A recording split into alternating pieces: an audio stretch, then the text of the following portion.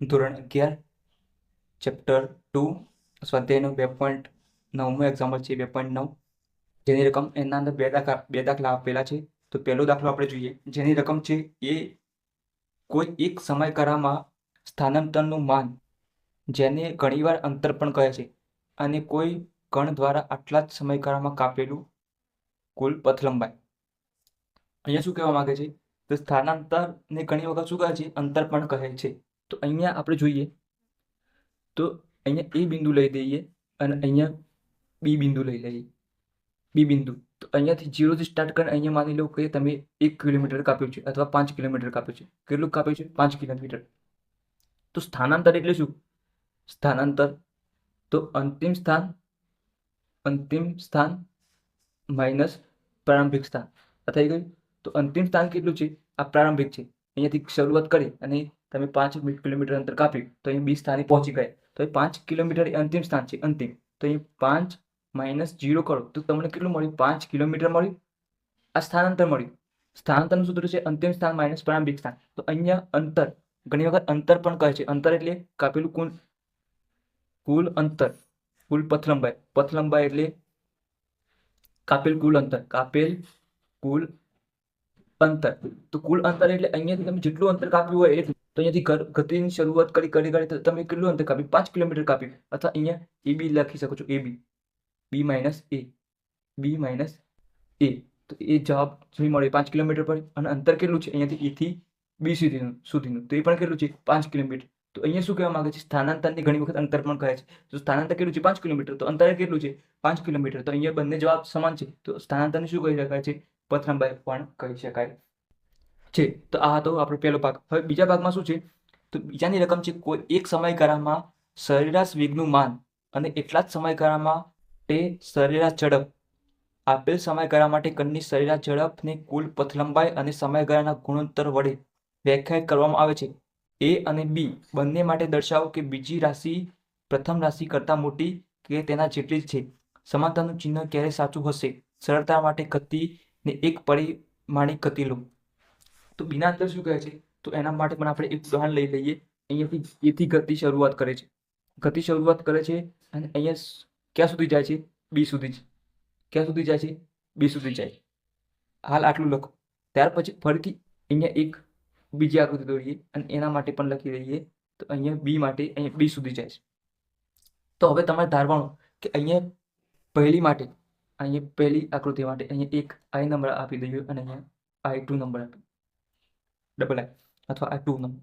હવે ધારો કે પ્રથમ માટે ટી સમયગાળા માટે એ થી બી ગતિ કરે છે. શું કરે છે? એ થી બી ગતિ કરે છે. અને સ્થાનાંતર કેટલું થાય છે? સ્થાનાંતર એ બી જેટલું થાય. સ્થાનાંતર પણ કેટલું થાય છે? અહીંયા જોયું આપણે એ બી જેટલું સ્થાનાંતર. અને અહીંયા પથલંબાઈ પણ કેટલી જ હોય છે? સ્થાનાંતર જેટલી. તો અહીંયા પહેલા માટે લખી દઈએ આપણે આઈ માટે.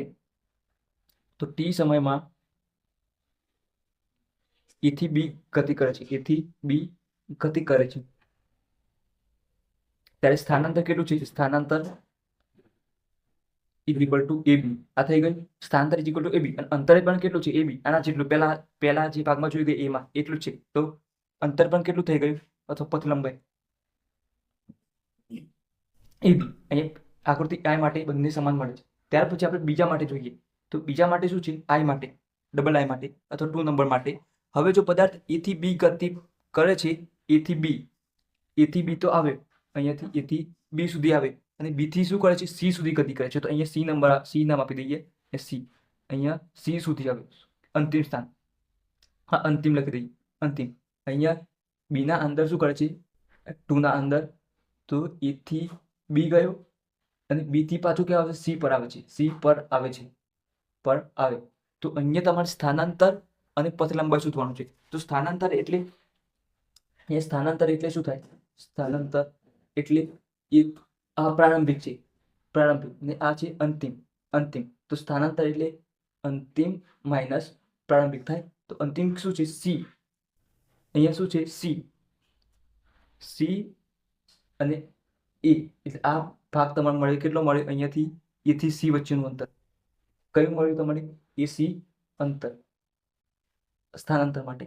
અને હવે અંતર માટે અથવા પથલંબાઈ લખીએ. પથલંબાઈ એસી વચ્ચેનું અંતર એટલે આટલું જ અંતર. આ થશે સ્થાનાંતર. શું થશે? સ્થાનાંતર.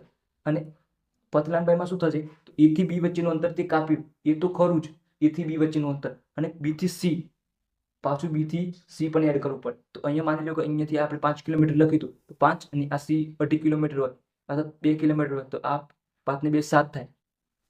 માની લો કે આખું કિલોમીટર 5 છે. 5 કેટલું છે? 5. અને આ તમે અંતર કાપી 2 કિલોમીટર કાપી નાખ્યું. આ કેટલું છે? 2 કિલોમીટર લખી દીધું. તો આ કેટલું થાય? 5 ને 2 7 કિલોમીટર થાય. જ્યારે આ કેટલું થશે?